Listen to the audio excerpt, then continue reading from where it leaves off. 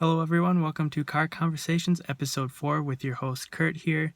Today we'll be talking about how to pick financial advisors to manage your future. Alright, so the important thing to know about choosing an advisor is to find someone who's going to work for you instead of someone who is going to be selling you in investments and insurance. So we're going to look at the differences between fiduciary and suitability and then move on to independent versus captive firm advisors. So it's going to be extremely important for you guys to find an advisor who is working as a fiduciary. So the difference between the fiduciary and suitability standards is a massive one. So under the suitability standards, the advisor doesn't necessarily have to work in your best interest. All they have to do is find advice and products that are suitable for your situation. And that means it can be in the advisor's best interest in terms of the commission side, and it just has to help you get towards your goal. So that can cover a lot of stuff, and it's a very gray area.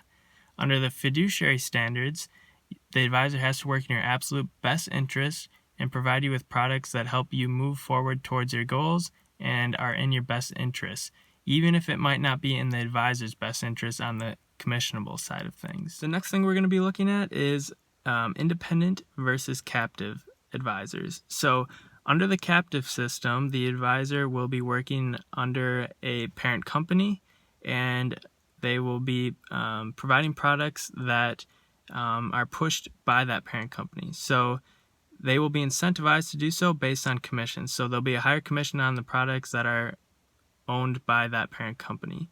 On the flip side, if the advisor is an independent advisor, they will have no parent company above them, and they will be able to provide the best products available to them and on the marketplace, which is good for your situation.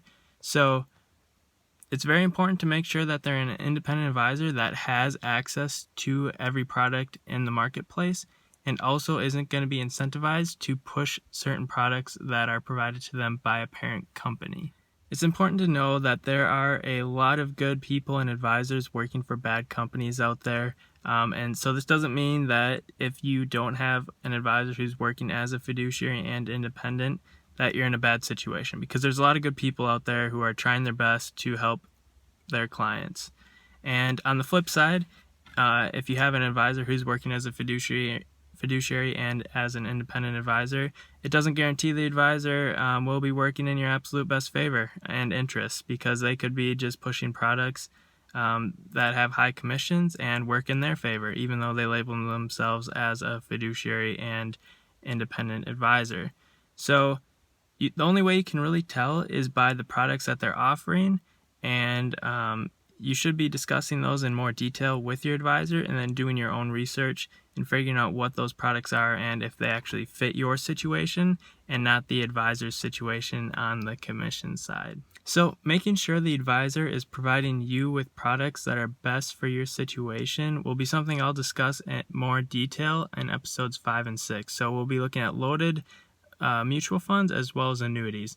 And hopefully this information helps you find the advisor that is right for your situation, and also determine if the advisor is hiding behind his confidence and education instead of actually providing you with products that are best for your situation and working in a fiduciary capacity. Alright, so before we go here, I just want to hear from you guys. Do you currently have an advisor, or do your parents, and are they operating as a fiduciary or under suitability standards? Is the advisor independent or captive? So comment down below. I hope to hear from you. And before I go, I just want to say this is Kurt signing off.